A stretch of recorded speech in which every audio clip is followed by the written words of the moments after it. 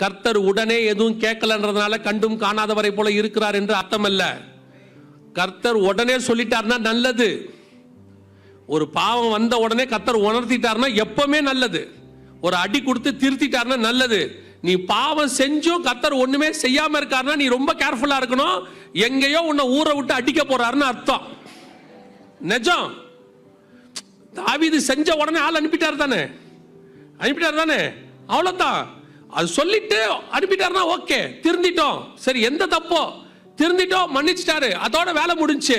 சிலருக்கு ஆண்டவர் ஒண்ணுமே செய்யறதில்ல. இவர் என்ன நினைச்சுக்கிறார் தெரியுமா?